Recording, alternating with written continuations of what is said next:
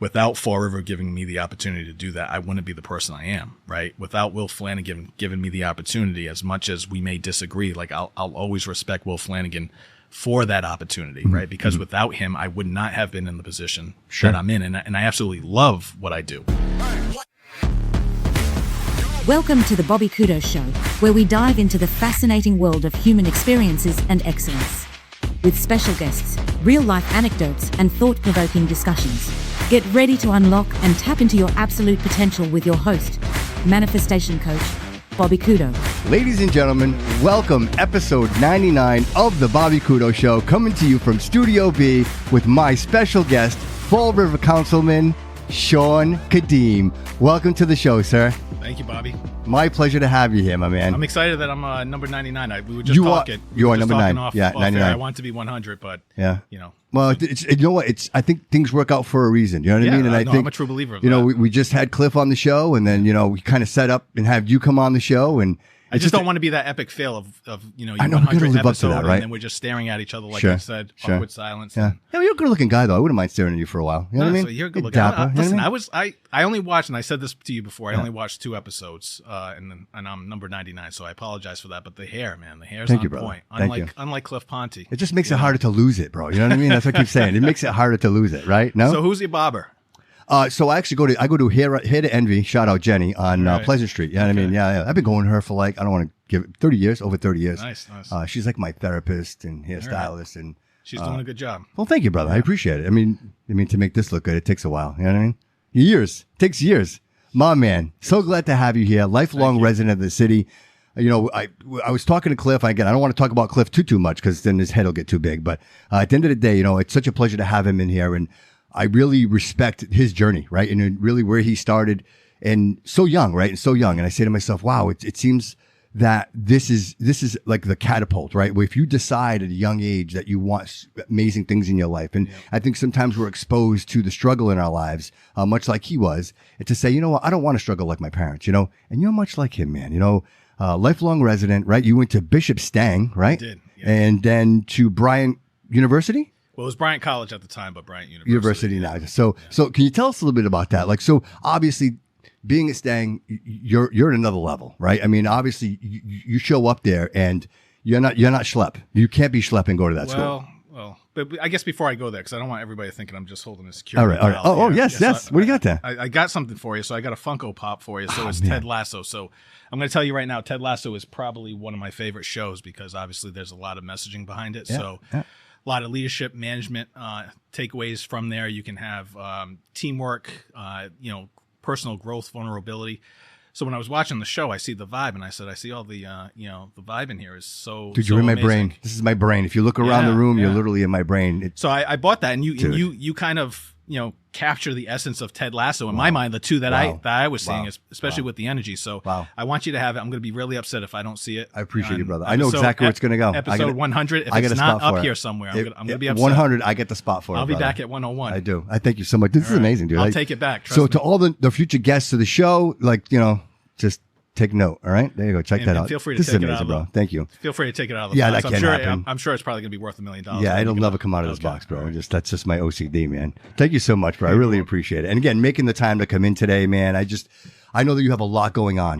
Being on the city council, and especially now, there is just so much movement.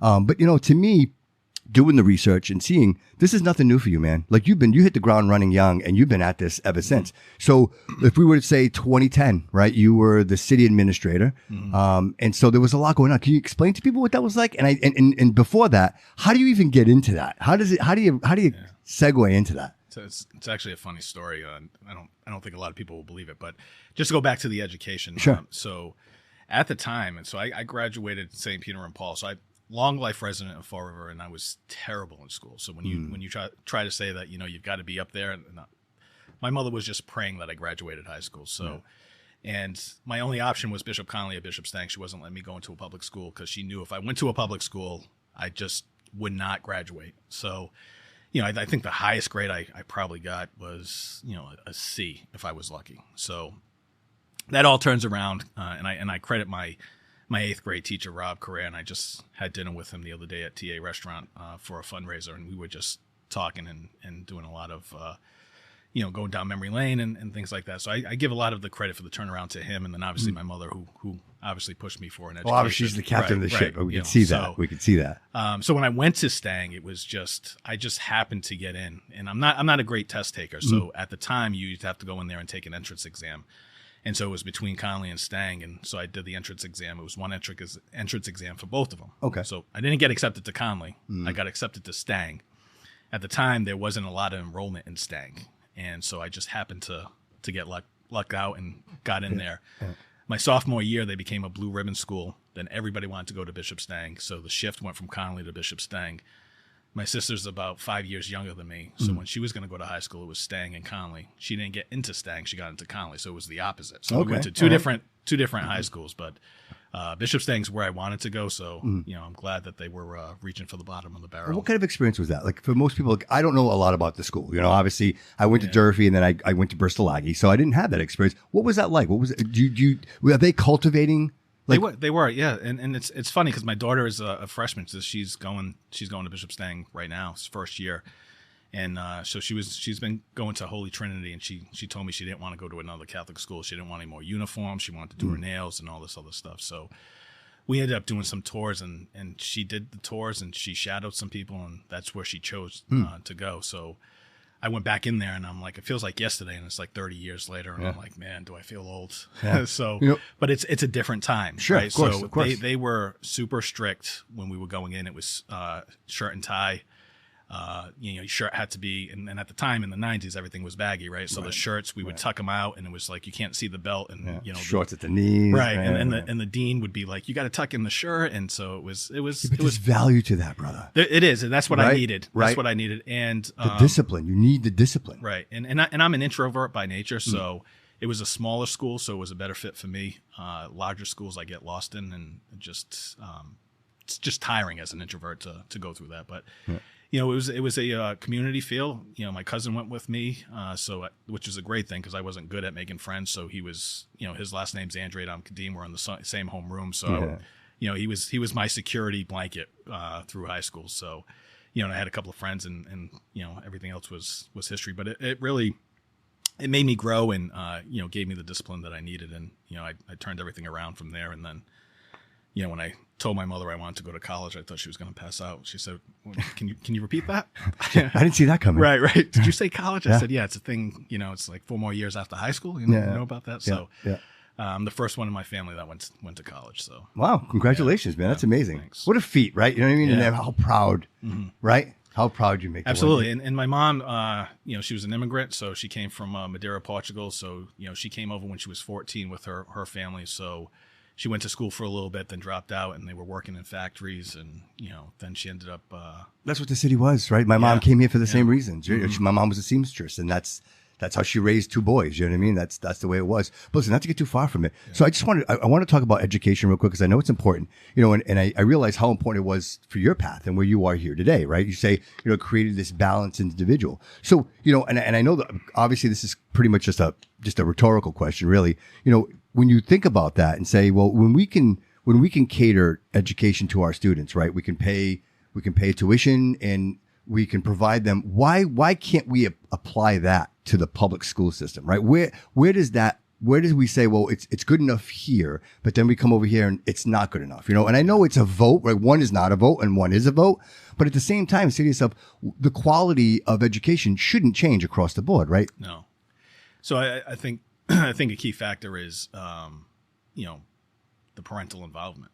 Right. So when you've got a commitment, when you go to a Bishop Stang or a Bishop Conley, the tuition is, I think at the time might have been $10,000. Right. Yep. So there's a significant investment. Yep. Holy Name and Notre Dame, both my kids. So I know exactly where you're at. So when you're at the high school level, you've got, and this applies to elementary and middle school, there's an additional investment. But when you get to the high school, which is really the important part of, going on to that journey in life, you've got the parental involvement. Right. So the parents are involved in making sure, they're invested in this, where you're in a public school. And this is actually where my journey began, because I don't know that you know this, but I started off on the school committee. So my mother ended up, she she worked in a factory for a while. Then she ended up buying a package store right outside of Watuppa Heights. So when I was about right across the street, right down the corner. All right. So okay. when I was when I was 8, 9 years old, she had purchased that, and so that was like my summers. I had to work in there and all this other stuff. So she did that on her own. Yeah. That's amazing, bro. Yeah. I know you kind of said it lightly, but hold on a second. Yeah. Single mom buying a store, like, yeah, and she's working in the textile industry, making, you know what I mean? And it just happened by chance because she was working at a couple of different different shops and stuff like that. But then she ended up getting laid off, and she was a supervisor. She was working at Light O'Lear. Okay, so she ended up getting laid off, and she said, you know what? There was she went to the real estate market, and there was this package store that was. I can see where you get it, bro. I see it. There it is. It just happened. I think everything happens for a reason, right? Right. So she saw it, and then they ended up at the time it was her and my father, but he didn't really do much with it because he was working at Swan Finishing, so she was the sole person in there. Sure. She works her ass off. I mean, she opened up at 6:30 in the morning, closes at 11, and she's there from 6:30 to 11 every day. At the time, it was just Monday through Saturday. Now she's open on Sundays, and it's just she's quote unquote retired, still doing that job. That's amazing, man.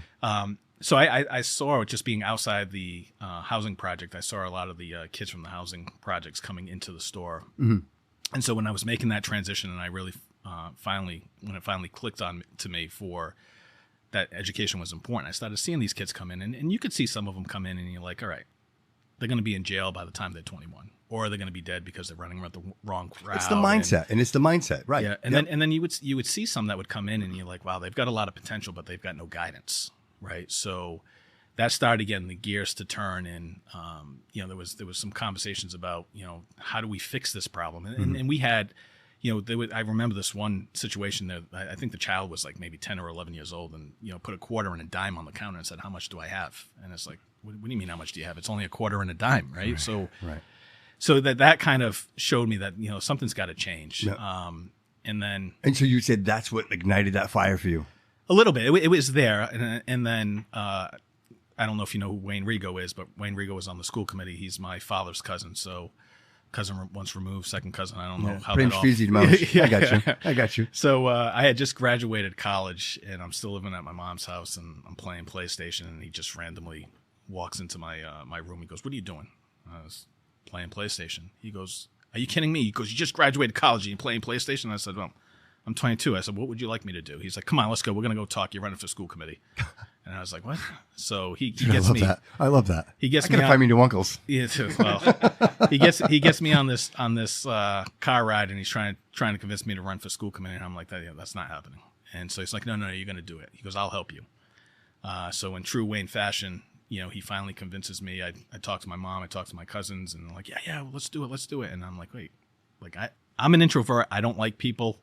I don't like going out. I don't like, it's not my this is scene. The opposite of that. Right. I'm socially awkward. So this is like, it's a real struggle for me. Right. Yeah. So I decided, it's funny you say that because I don't see that. But go ahead. I'm sorry. No. It's true. I appreciate you sharing that because sometimes it takes a lot to admit that. You know what I mean? But I don't see that. But go ahead. I say it all the time. Nobody believes me, but it's God's honest truth. Yeah. I am socially awkward, and that's why a lot of people say that I'm either standoffish or arrogant or conceited. It's just maybe they should get to know you, and then they could make. I just like to be in the corner because that's just me. So anyway, so then I decided, all right, I'm going to pull the trigger. I'm going to run, and it comes back to that story where I see all these kids, and I was like, all right, it starts here. This is where it's at because.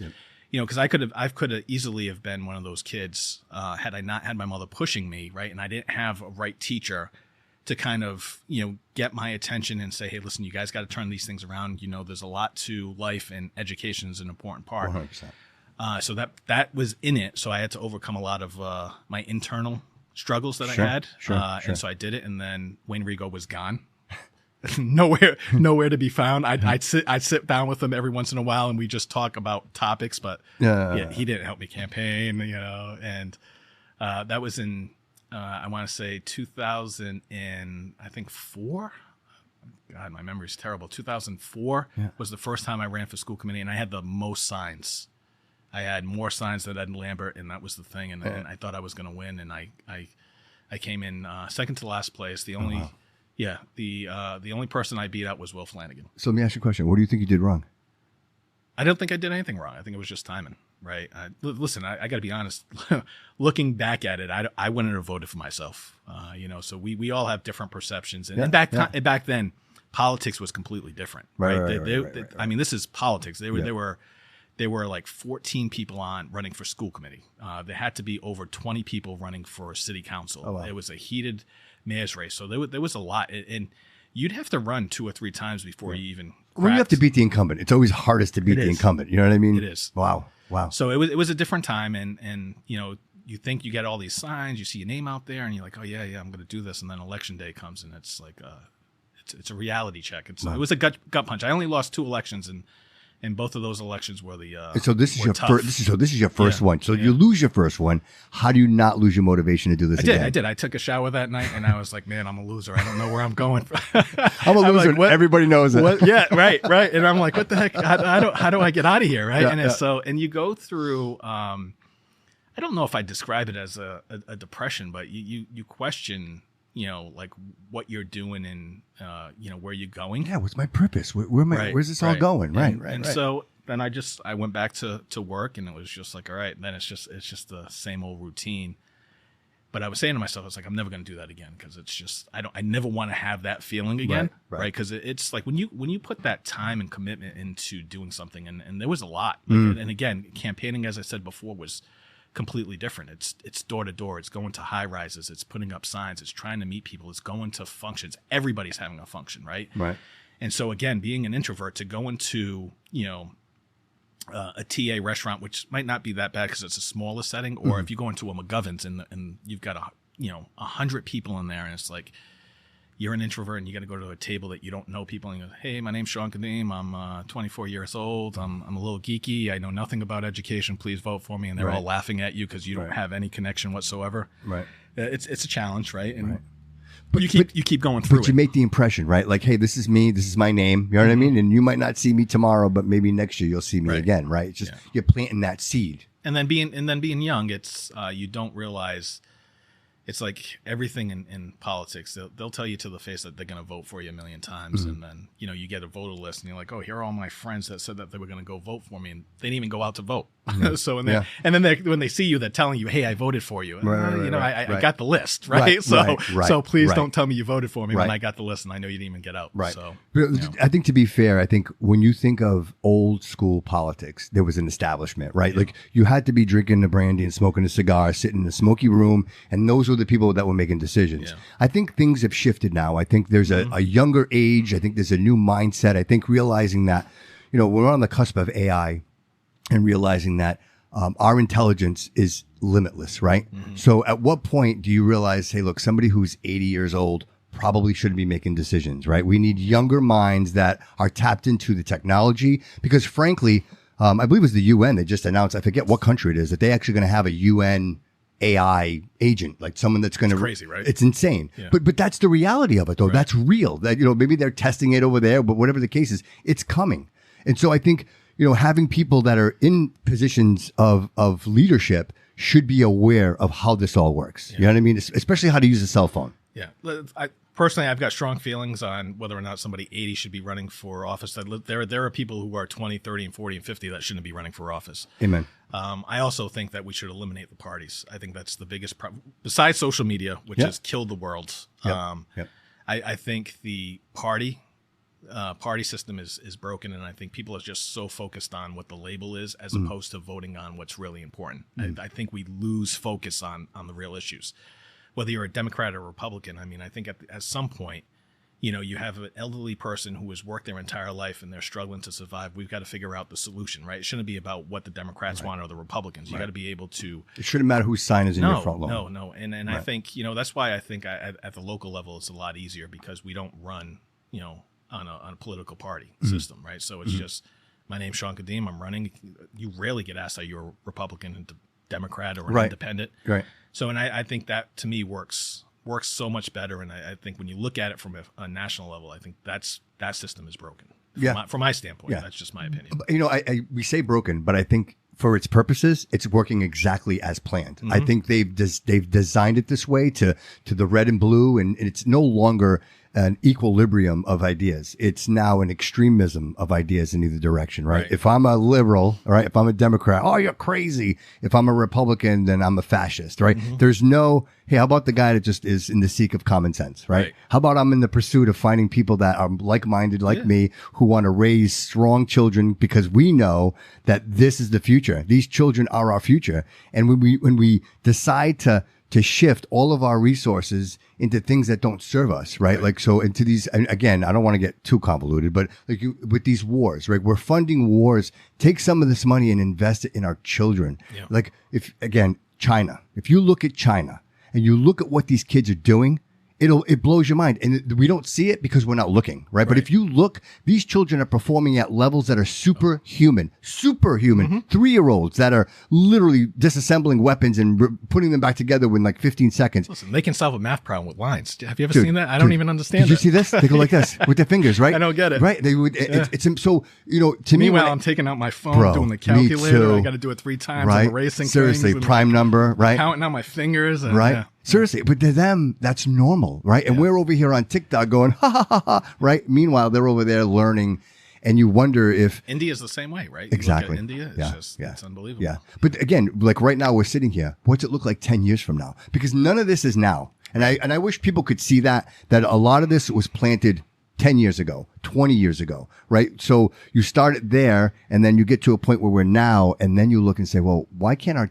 children even pass a basic MCAS test, right? An SAT, right? They don't know what a quarter and a dime equals. You know what I mean? So whose fault is that, right? And I hate to point blame, but I say when you lose sight of the ball, bro, anybody's going to pick it up. And the change is so drastic, right? That it's just my kids last year came up to me. She goes, my son and my daughter, I'm driving them to school.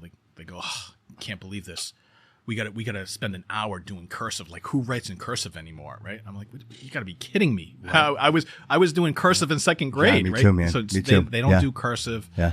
The phones have changed on how we communicate, and the grammar, and now with God only knows what's going to happen with Chat GPT and all the AI, and are we even going to be able to think for ourselves, right? Because everything is just put it in there. It generates everything for us. It's thinking for us, and it's we got people, and even at work, it's I keep telling people, use ChatGPT as a resource, but you got to understand that it's only as good as what you put in, and what comes out, you have to verify it and check it, fact check it, right? Like it's got to be a product. Like, I don't want you putting in something from ChatGPT and just giving it to me, because I could have did that 2 minutes ago, right? So but we need to understand and recognize that it's a tool. It's part of evolving, and we just got to make sure we're using it for the right purposes. And but I struggle with where we're going to go from an educational standpoint, where we're going to go with as a society of what that looks like. So. Well, because I think when you look at that information, I would say it's like the McDonald's of information, right? You can have some of it. It's okay once in a while, but when all you eat is McDonald's, when all you consume is ChatGPT, I think you literally prevent the neurons from firing in your brain, right? You're no longer learning, because every day the brain is firing, the brain is learning, right? But then if I can just type it in, it's funny because I've been working at my place of employment for a really long time. I love being there. It's an amazing corporation. I love it. But the funny thing is I've been seeing emails from people for over 10 years, right? Right? And you know where I'm going with this, right? I do. Right? So I go from somebody who can't put a sentence together, right? To like they're writing 4 paragraphs, right? And I'm like, look, do you have to overdo it? You know what I mean? Right? I laugh because I was talking to my assistant town administrator. I said, could you just do me a favor and just, when you start to see some of these department heads, just remind them that, again, ChatGPT is a tool, but you've got to change it, right? Like, so where you put in something, I got an email and it said insert person's name. I'm like, like, come on, you got to, all right, like, can you at least proof this? Right, seriously. Just do me a favor and just proof it, please. Yeah. And I can see, like, if it's productivity wise and you're just doing like a blanket email, then I can see, or even grammar, right? It makes life super efficient, right? It sure does. There is a benefit to it, right? And in terms of, what you would spend an hour of just proofreading something, you can just throw it in there, get it. You could get sample templates. I mean, there's a lot for it to improve the efficiency, so you're not focused on that time consuming energy of doing it, and you're on to the next topic. But it's just, I almost put it into, like, I compare it to Zoom, right? So we do this, but at what point do we get burnt out as individuals, right? Because now we're doing so much more in less time, right? So Zoom, and it's just the burnout with Zoom. Like, when you're in person meetings and you're having these conversations, you might have 5 or 6 meetings a day, but you've got that time to get up, walk to your office or walk to the next meeting, have a quick conversation with somebody and kind of, debrief a little bit and just kind of, de-stress. Have a flow. Right? Yeah. Where Zoom, it's like, okay, right to the next one, right to the next meeting, right to the next meeting, right to the next meeting. And it just kind of creates that burnout of factor. Right. And so you start to see people that are starting to leave, those types of industries where there's one meeting after another. So there's a significant impact. And so I'm just curious to see how that kind of plays in with all this, AI stuff where you're creating more efficiencies and there's just more work that's being piled on, right? That we're not typically used to doing, right? So right, and to compile all that data and you wonder like, where is it going to be efficient? Where does this work for me? You know what I mean? Because you can get lost in that stuff. You literally can get lost in all of it. So just real quick, I just want to get back to what we're talking about. So you were school committee, and then so how long were you doing that? So I ran the second time. I got elected. So again, I like to throw out that I beat Will Flanagan just because. Yeah, because that came up a lot. You guys came up together a lot. Like as I was doing my research, and then 2010, and then you were. He was crazy enough to hire me. Yeah. But you were there. You were there for a minute, right? You were. I was. Yeah. So in 2006, I ran the second time. I ended up getting elected. So I came in 6th place. I just made it to the bottom, just enough to get in over that hump, and then I was there from 2006 to 2010. Then I became city administrator. Okay. So. Will had won the election, and then Adam Chapdelaine, who was the city administrator, was taking a job somewhere else, and the job was opening, and I just kind of fell into that a little bit. It was this was something that you were interested in? You're like, no, not at all. All right. Not at all. Because it's a numbers thing, right? It's everybody thinks it's a numbers thing. It's not. It's really just running the day-to-day operation of the city. It was like completely, yeah. So what's that like? I mean, day to day, like crazy. The public works department, water department, like all everything. Police chief, fire chief, all the departments report up. So you're essentially the mayor, for the most part, it's a strong mayor, right? So they're in charge. Great, dude. I didn't know this. This is great to know. So typically the mayors don't do the day to day. Okay, right? They'll take the meetings. They'll talk about economic development. So they're very top level, but they're not sitting with department heads and saying, okay, you got to put the budget together and stuff like that. So. I was overseeing the finance department. I was overseeing all the departments that we have in the city reporting up at the age of 29, which is why I say Will was crazy, because he was 29 as well. And for whatever reason, he thought I'd be a good city administrator with zero experience and zero knowledge on what it took to be a city administrator. Well, he was right. Listen, we all get lucky every once in a while, right? He was right. It's like going to the roulette table. Like you either get red or black. I mean, it's a 50-50, right? Right. It's a coin toss at that point. Right. So it worked out well. Yeah, it did. But it was a challenge, and it's more than numbers. It comes back to Ted Lasso, and I think people lose sight of this, and which is what this show is all about. It's about people, right? And 100%. So when we start looking at talking about the city, everybody talks about the taxes and the services, but what we fail to realize is that it's an actual organization, and there are people here. And the other piece that we don't really ever discuss is hiring the right people to fill the positions that are needed, because we can pay a lot of money for different positions, but if you don't put the right person in there, you lose efficiency, you get wasteful spending. And we've seen time to time again, especially under the last couple of administrations, where they're afraid to fire people who are not performing.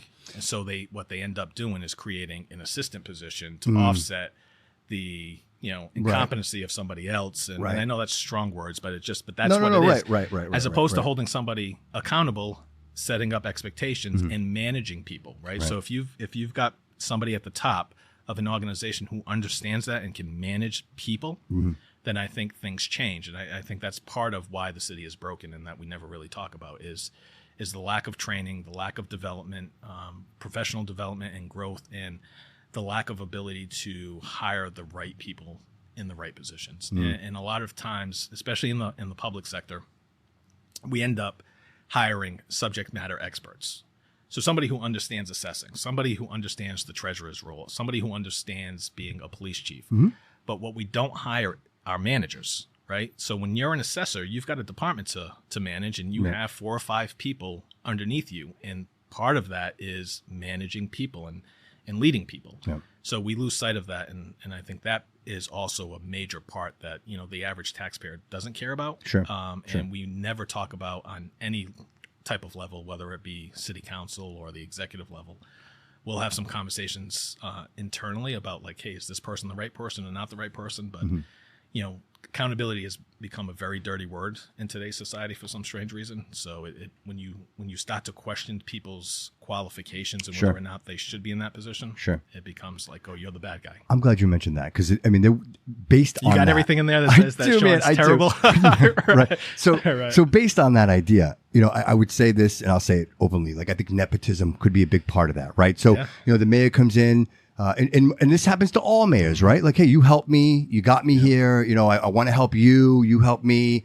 And then to that point, sometimes people might end up in certain positions where they don't belong. Right. With that said, I think in certain circumstances, fine, that's okay. Things happen. But I think when it becomes a situation where there's legality, right? So in this case, the superintendent, right? So we had that big situation. Like you've been through a lot, bro. Like I went through this. I'm like, wow, none of this has been easy for you. None of this at all. And I deleted a lot of my Facebook stuff too. So. Really? So yeah. So well with with Matthew Mueller, like that whole situation that took place, you were an advocate, and I just want people to know that you went outside of your role.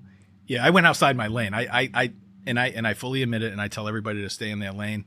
I absolutely went outside my lane on that one because one, it was the right thing to do. And again, it's about Ted Lasso. It's about people. And I think if you truly care about people, then you're going to fight for them. What really bothered me was one, everything coming full circle. I feel like we're a Seinfeld episode here. It was actually my 8th grade teacher that pushed me over because he was getting bullied by Malone.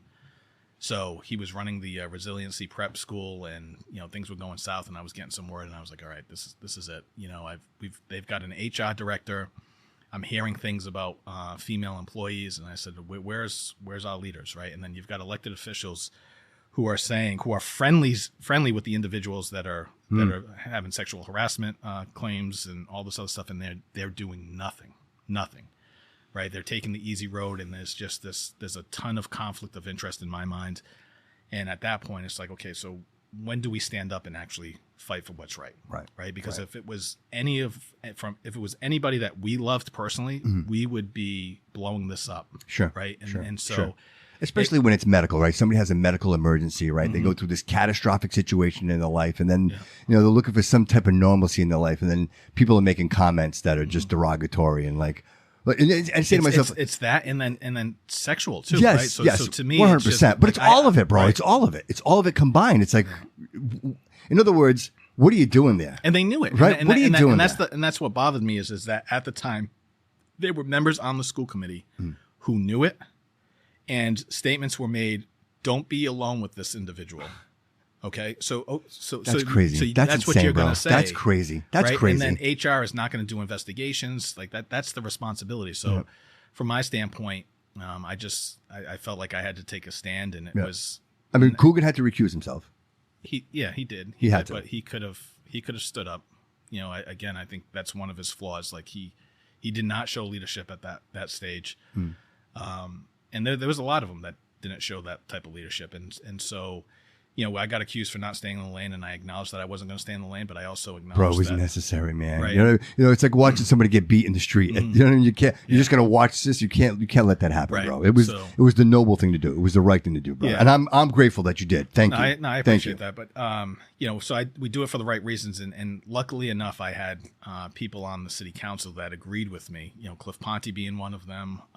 There were a lot of Pam LeBeau at the time. She was active on that as well.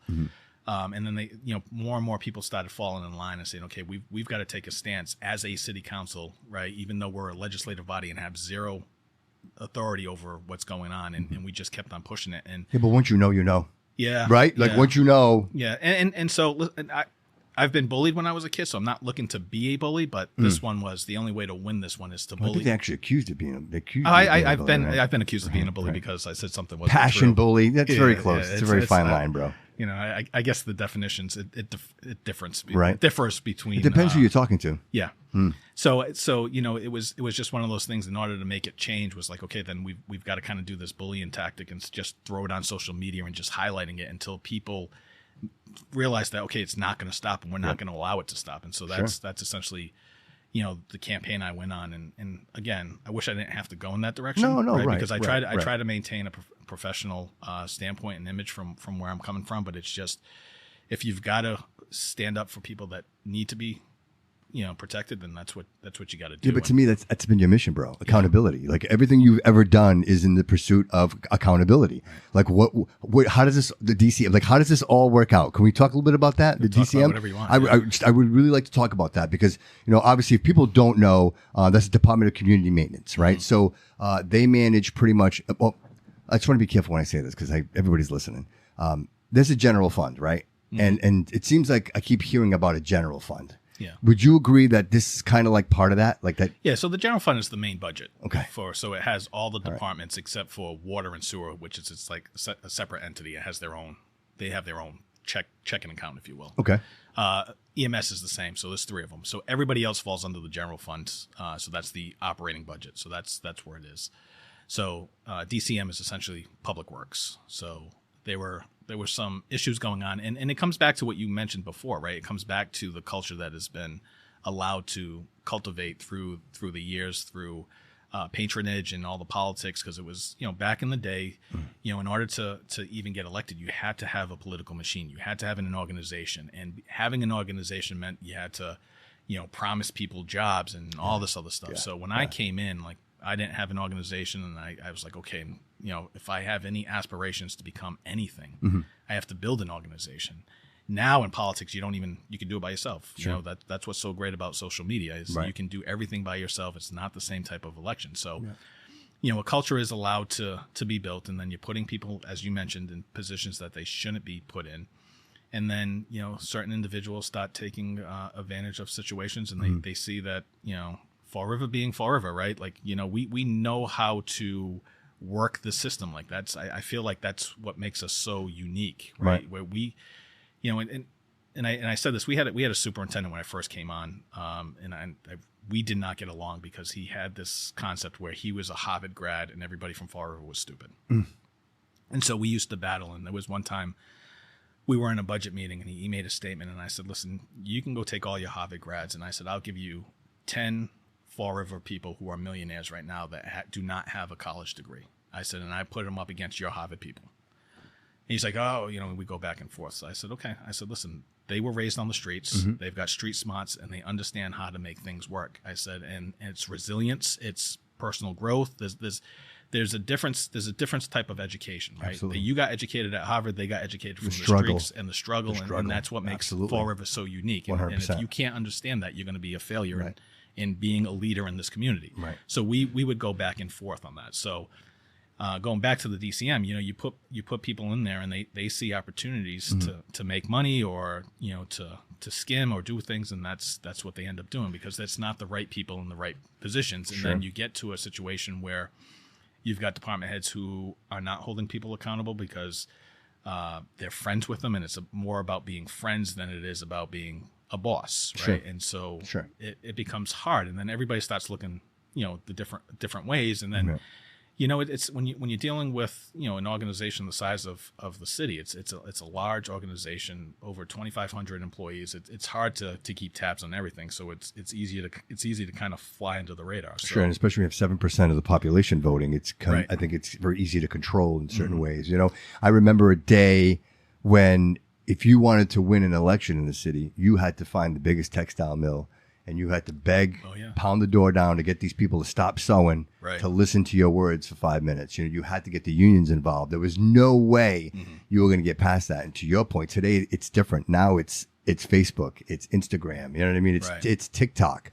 And Trump says it all the time. He goes, without TikTok, I probably wouldn't have won the election. So, you know, you realize how dynamic that is in adding that third dimension into politics. You know, and I think at this point, you realize that you can campaign as much as you want, Shawn. You could do this. You could spend all your money, brother. But if people are not receptive, right, they just don't show up. Right. Or they can make comments on Facebook. I get a lot of comments, bro. Everybody gets a lot of hate, a lot of comments.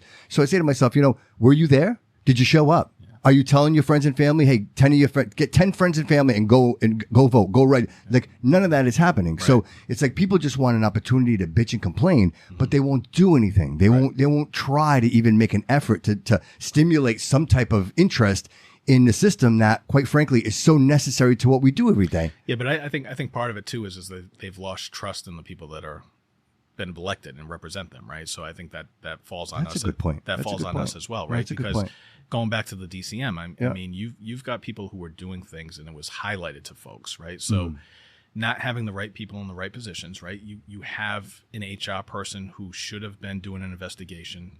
The recommendation should have been an outside investigator coming in, doing a thorough investigation, presenting the facts to Corporation Council, the mayor, and then making the determination, right? There's a lot of legality and human resources that go into this, and nobody has been trained on that, right? So I don't fault the people that are there because, again, like I said, we just hire people to be subject matter experts, and we don't give them a training, especially in the public sector. There is zero training. When Will hired me to be the city administrator, I went in there, I signed the contract. He said, by the way, you go park over there. Your office is there. Have a good day. And, I walked in the office, I sat down, and I'm like, okay. Well, here it is. What do I do now? Wow. And so there's no training, right? There's nobody telling you what you're supposed to be doing. Yeah. And it's May. And, the budget's due to the city council in June, and they haven't started it. And I'm like, oh, okay, so I guess you get thrown to the fire. Right, so now you got to build a team, right? Now you try to say, well, let me get some people together, right? So when you start dealing with this and you recognize it comes back down to what we're talking about. It comes back down to people, right? And so to your point, it is frustrating when people don't get involved, but I think part of it is our fault because they've lost faith and trust. So now from my standpoint, what I see, especially coming out of politics now and the candidates that we have and what I'm hearing, because I'm on the other side and I understand government, I understand what's needed. I'm almost disenfranchised. I have no hope because, I feel like we're at a point now, and I was just telling this to somebody, and actually I was in the mayor's office and I had a conversation with him. It was right after the primary.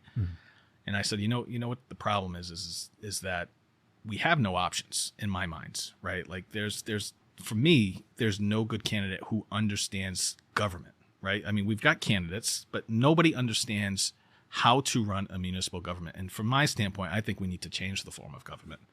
I think we need a city manager, a professional manager to come in and professionalize government and how it's run. That's just my take. Standards, right? Standards. Yeah, standards, yeah. And it's expectations and holding people accountable. And I think once you do that, that's when the city changes. That's when it comes easier. That's when I think people are going to feel more faith in what's being presented, the services that are being provided. So that's so just. How can I hold you accountable if you don't have a job description, right? If you don't know what your job is, right? But the problem is half the people in there don't even know what those positions do. Right. So that's where I struggle, and I feel like we've come to a point now, and this is no slight on any of the candidates, but what I'm hearing as I'm sitting there is like, okay. So the analogy I give is that we've been in a drought for 2 years, right? So I've got a candidate coming out and says, you know what? They recognize that we have a drought and everybody wants rain. So all they say is, I'm going to make it rain. And everybody's clapping because what they want is rain, right?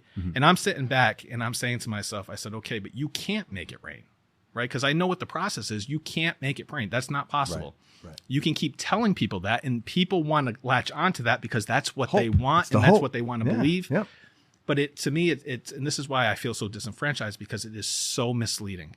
It is misleading to the average person, to the taxpayer, who, when we start saying we're going to cut taxes, it's not going to happen. Right. Trust me when I tell you. I don't care who the candidate is. They are not going to cut taxes. Trust me when I tell you. If you want the services that are provided, you're going to have to. That you need taxes. Our revenues are not keeping up with our expenses. And I said this to the mayor. Fall River, and I said this the other night at the city council. Fall River is probably one of the best, municipalities in the Commonwealth that does provide services for the least amount of money, right? So everybody here is complaining, and rightfully so.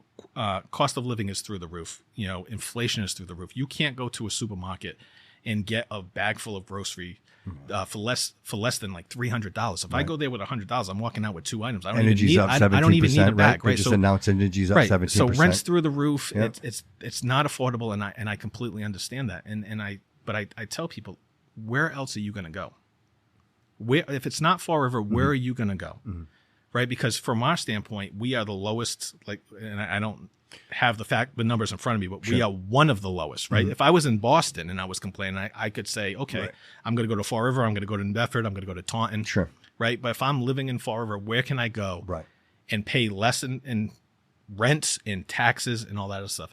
That's not to say that we don't have a responsibility to make sure that we're trying to lower it, but to sit here and say that we're not going to raise taxes and we're going to lower this and we're going to lower that, and you're still going to get clean water and you're going to get enough police, and the budget there's so much waste in the budget. I don't know where all this money is, and it's just not accurate. Right. And for me, again, as I sit there and I understand the day-to-day operations, it's super frustrating to me. Do you think a forensic audit would be? No, that's just a catchphrase. Let's make it rain. Okay.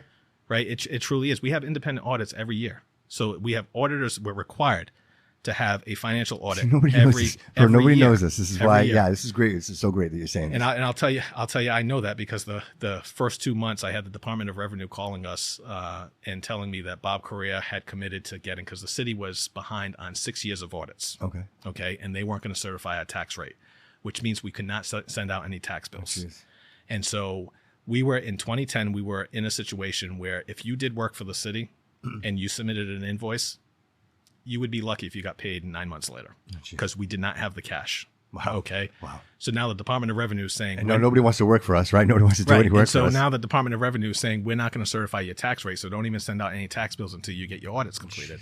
And Bob Correa said he would be able to do that in 3 months. And I'm like, okay. Did he call you? No. So now I'm in. So Will Flanagan's mayor now, right? And so he committed that was going to be done in August. And I'm here in May, and I get the call, and I'm like, how can I possibly get 6 years of audits done by August? I said, it's not even possible, because I don't care. That was the commitment, and that's what we're going to hold you to. And so now I got people in Boston telling me that this is what I've got. I got to go to the mayor and tell him, we've got some serious problems. Like wow. Can I rip up my contract? I want to go back to General seriously. Dynamics. They had their shit together. Wow. So. So when people start saying it, there are audits. There are financial and single audits. But you wouldn't know. The way people talk, the way people talk, you wouldn't know that there's audits. Everybody, where's the money? Where's the money? ARPA. Because that's easy to say, right? So when you're at a debate stage, you don't know where the money is. Right. Let's make it rain. I'm going to make it rain. No, you're not going to make it rain. I appreciate this conversation, man. Right? Because you can ask for the audits, and I can guarantee you, all the candidates are going to open up the audit, and they're not even going to know what the audit says, because it's a very technical document, right? So you're going to need somebody to be able to, with a finance background, explain what's going on. Right. So in the forensic audit is criminal, right? So they keep throwing forensic out there. So forensic means that you're looking for a criminal activity, right? So you would have to define what it is that you think is happening. So are we laundering money? Are we spending it, misappropriating it? Are we suspicious? Right. Am I putting money in my pocket? And it's like, that's not happening. We had candidates running on that platform. No, I know. That's why I told you when I sit back, I see that I'm disenfranchised. Like, that's why I'm saying that we need to change our form of government. We need a city manager. And if we want a mayor to be the president of the city council and let them be the legislative body, so they'll deal with the appropriation. Yeah. But the running of day-to-day operations should not be political. We should try to remove the politics out of it. And 100%. And I know we can't do it because we're in the political realm. Yep. But we can eliminate it. We can limit it. And there are a number of communities, cities that are city manager type form of government. And this is where you kind of made your point. Like, you don't want it to be red or blue. Like, you want this, like, let's work together. Like, there's a common goal here.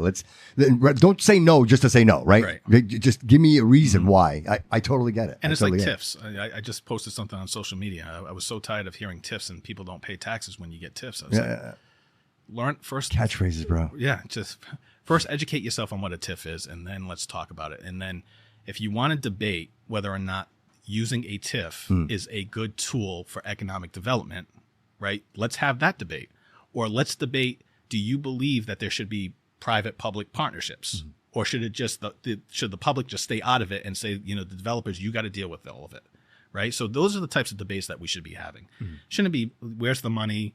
you're giving TIFs, nobody's paying taxes, and it's like 79. Nobody's going to pay taxes on that new development in 79, and I'm like, where are we going with this? I don't even understand how you can formulate that type of logic. So you mean to tell me if a developer comes in, builds a building, and we have apartments, and they get ties, there's no TIFs? I mean, there's no taxes at all forever? Or if they come in and it's a developer, but he's not paying taxes, like how is he not paying taxes? If you own a 3-family, the property owner of a 3-family pays taxes. Of course. Right. Of course. So the tenants may not pay taxes. No, but the property it's owner. all included in there, right? Right. Yeah. So, and then if you want to say we don't pay taxes, 50% of our revenue comes from state aid. Right. So everybody pays. If you are paying income taxes, you are paying taxes and you are supporting the city of Fall River, because 50% of our aid, our revenue comes from the state of Massachusetts. So if we were to say, let's bring more commerce here, right? Let's bring more business. Let's bring more juggernaut, more Amazons, right? I know everybody, when I say Amazon, was like, well, Amazon's okay, but not so good. Well, I think if you manage those contracts appropriately, right? You don't make promises you can't keep. And, if we're going to build a building that size, like for Amazon, you got to give me more than 10 years. Like, sorry, you know what I mean? You're taking way too much footprint here to just give me 10 years. You need more. And there has to be some give back. I say to myself, and stop me if I'm out of line here, but I see Amazon, I say to myself, well, don't they have Whole Foods, right? And Airport Road, like what a great place to have maybe a development. Maybe we do a Whole Foods out there, right? They just did a Dunkin' Donuts, like they did a whole gas station. It seems like they're starting to develop that. Why couldn't we bring places like that in here? Trader Joe's. Where's the camera? Whole Foods coming to Seekonk. Right. What's 2026. Was South Park, right? South Park when they do the Whole Foods, right? Yeah. But I'm saying, like, why not come here? Like, this is... we need some diversification, but right? Trader Joe's. Trader Joe's. So, but there is something to be said about there's a need for additional rental units to come in, and as people are coming into the city, we can't ignore the fact that by bringing these people in, they're going to spend their money here. Sure. Right. 100%. So our restaurants and yes, they're going to go to Providence, but the hope is when you bring it and you increase your tax base, stay. Right. That's the only way we're going to minimize and be able to ease the burden. Right. Is to increase our tax base. So that means bringing more people in, more properties within reason, obviously, sure, of course. and then businesses. Right. And the more we can do that, and then obviously the more businesses we're able to bring in, it's a different tax rate for businesses. They pay more. That helps to shift the burden from residential to the business. So that's the way. Those are the conversations that we should be having. It's not about they're not paying taxes. It's I think there's money being missing, and the long-term planning matters, right? So if you're building it today, you're not going to have to knock it down 5 years from now. And I think we do a lot of that. I think we build it and then we knock it down and we build it again. You hit the nail on the head. That's what I've been saying. There's been zero strategic planning, right? That's the most basic thing is that we need somebody to come in and have that long-term vision and stick to it, right? Yes. So we've got to be able to say, this is where we're going to be in 10 to 15 years. How do we get there? Right. And then get the buy-in of the legislative body, which is the city council, work with whoever you need to work with, state, federal delegation, and then work that way. And I think once we get that vision, looking out, it's like anything else, like running an election. Typically what you do is you look at election day and work your way backwards, right? And so that's what we had to do back in the day, because when you advertise, you had to advertise at the Herald News, you had to advertise in WSAR. So if you weren't, planning backwards, by the time you got there, everybody took the spots. So you didn't have good spots in the Herald News, you didn't have good spots on WSAR, right? So things have changed. So you typically start, okay, this is where we want to be, and let's work our way backwards and figure out how we get there, and then just stick to the plan. Yeah. And plans are living documents, this is all right? Experience, right? This is you. This is your experience, right? You've gone through these things to be like, oh, I recognize this is what I did wrong, and this is where I have to pivot to win this thing. And here you are, right? That's where I was going. Is we just got to recognize that there are times and moments that we need to pivot, right? We can't be stubborn and steadfast and say, okay, this is the way we're going to go. And we've got to recognize, like, if COVID taught us nothing, it taught us how to pivot, right? We needed to pivot. We needed to change the way we operated. So that's the type of planning that I think we need. And I unfortunately, the only way I see that happening again, and not to push this whole change in form of government, is to have that stability in, the executive office. So you have a professional individual as a city manager who is going to be there, long term, obviously a 3-5 year contract, but you can have that stability, and it's not about an election, right? It's about the person being hired and, basically on their resume. They have the ability to do the job. Sure, of course. At least come up with a plan, right? To just put something together. Listen, all you have to do is be 18 and get enough signatures and just go through your popularity contest and become the mayor, right? And that doesn't mean you have any experience or should be in the office to run the city, right?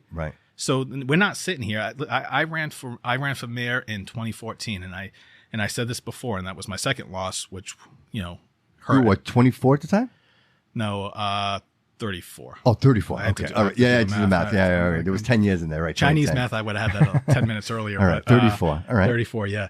So, and I was so frustrated because I kept saying to myself, I said, if it wasn't a popularity contest and we took everybody's resume, right? It was Will Flanagan, it was Sam Sutter, there was a number of city councilors and myself, and I said, and if we blacked out the names and put our resumes on the table, 10 out of 10 people would have taken my resume and said that this is the only person that is really qualified to run the city.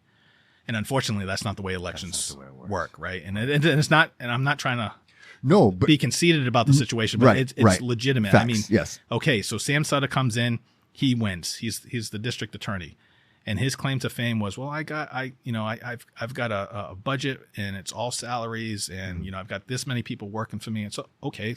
But the state gives you the money. You don't have to worry about a balanced budget. You just got to make sure that you're not, going in the deficit and hiring too many people. That's not very difficult, right? I mean, but he reached somebody. Somebody heard him, right? Somebody heard him. It was a popularity contest, right? So that's the thing. And it's like we go into a debate. It's like I can debate you on every issue, and I can talk about the actual details of running a city. How frustrating! Like it's just. How frustrating, right? I told you that's right. Like it's just extremely right. frustrating. Like you're sitting there going, "How can you not see this?" Right? You see it. How could you not see this? Yeah, it's like and you talk about it. Like, do you even know what a tax recap is? Do you know how assessments work? Do you know, the process for civil service or whatever the case may be? It's just you can go down the line, but it just comes back down to it becomes frustrating because you just got to get the right people in the right positions and. To your point, it has to be about vision. Sure, of course. So you've been doing this for a minute, right? What are you most proud of? Like you've been involved in a lot of things, right? But just look. I don't want to put you on the spot, but just looking back on some of the things that you've touched, what do you think you're most proud of? I don't know. I've never really sat back and said. You could ask me that, and I wouldn't have an answer because I say to myself, as soon as I succeed, I move on. I don't think of it. I try to do is I try to pocket it and say, well, if one day ever something comes up like that, I know how I'm going to deal with that. Like this is how I dealt with it. This was a success. I think what I would tell you is that I'm just giving back to the city, right? Because the city has given me a lot, right? So I say Fall River has raised me and educated me, and I really mean that, right? So. I tell my kids this all the time. My daughter's 14, my son's 13, and I got them believing the 80s and the 90s was the best, and they wish they could, transport back and like Back to the Future to that time period. And just growing up on the streets, it was a community. We were raised by the neighborhood. Everything was a neighborhood school.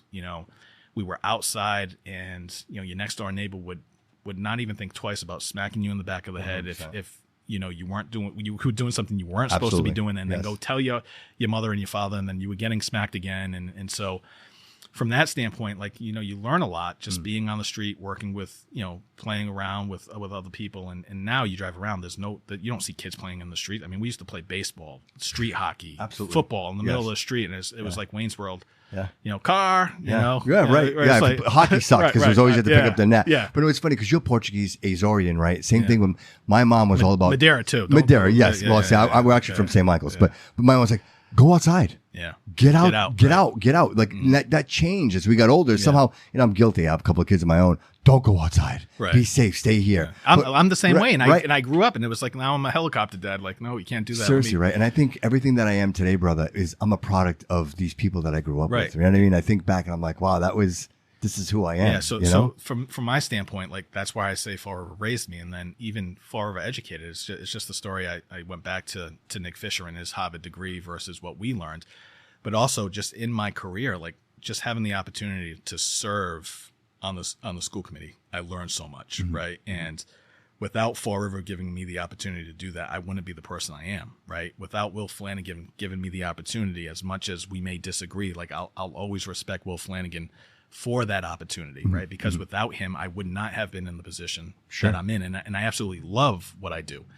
And I've never ever thought coming out of college that this is the career path. It's amazing to hear that, bro. Because here you are, a few minutes, and you're like, bro, I didn't want to do none of this. I didn't want any part of this. I didn't want to do it. And here you are, you're like, I love this. This is all I want to do. That's so amazing, man. It really is. And then to just kind of continue that, though, it's then I become the city administrator, and then Fall River educates me even more on local government, right? Because I got thrown into the fire because they weren't operating smoothly. Sure. And so to me, the best learning was, it wasn't even training. It was like, here you go, right? So you get thrown in and you're forced again to survive, right? It's that Fall River instinct, it's survival, right? Yeah. So to me, it's just, that's what Fall River has done for me. It's raised me, it's educated me. So for me to just being able to give back, I think it's probably, I appreciate that, brother. The most, I guess, positive part of, as a citizen and as a resident, dude, as somebody who loves the city, bro, I appreciate that. And listen, much, people man. disagree with me, and fine. Some people may hate me. That's like, you're a passionate guy. I don't read the comments anyway. Don't read them. Don't read them. Don't read them. It's okay. But you're a passionate guy, and I think anytime anybody's passionate or cares about anything, bro, people are going to misinterpret that any which way they want, and especially when you're in the hot seat, man. You guys are up there. And it's a hot seat. Like, everybody's sitting in front of you. They're typically not happy about what they're coming to talk to you about. And, to have grace and to listen to people and to be receptive to that, and understand that we are a city of community, right? And there's a lot of differences here. People have different ideas. People want to do different things. And I think, unlike other places, it's such a mixing pot, right? We have so much culture here. There's so much diversity here. And somehow we make it work. Like, everybody gets along. We have Portuguese feasts. We have the IPC, where they have the best Bloody Marys I've ever had in my life. You know what I mean? It's like, so you can have all that and the diversity in the city. And I say to myself, I'm excited now because, people like you at the helm. And then I say, well, the 79 Project, right, bro, I love to eat and drink. My favorite things to do is consume food and alcohol. I love it. I absolutely love it. So for me to be able to go down to the Cove, to go to Pier 52, to go to Morgan's Cantina, where these are like top shelf places where you sit down, you have a great meal, personalities, you get to mingle with people and have really great conversations. To me, that's the Fall River I am enjoying, because there was a time, brother, nobody was doing anything. Like we had the regatta. That was it. You know what I mean? I don't disagree. So when I was on the school committee, we'd leave a meeting and it's like, okay, where are we going to go eat? Everything's closed, right? So thank God for Kevin Santos. He'd keep us he'd keep it open a little longer. And the glass. You talk about the the best Bloody Marys at the IPC. He's got the best chicken wings, and I challenge anybody. Legit, I challenge anybody to tell me that there's another place that serves better chicken wings. I'll go. So good.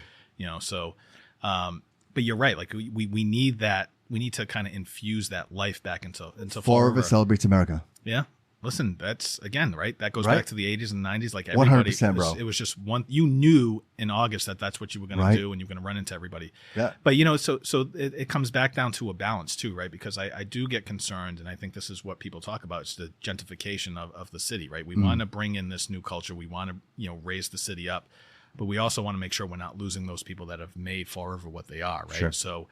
And part of the conversation is how do we keep rents affordable? Mm-hmm. That debate you can go either way on that debate, but also not just focusing on 79, because it is a little depressing when you start getting into the Flint and you start. And I grew up on the South End, and I lived in the South End up until 2018. Mm-hmm. So the South End has always been home to me. Yeah.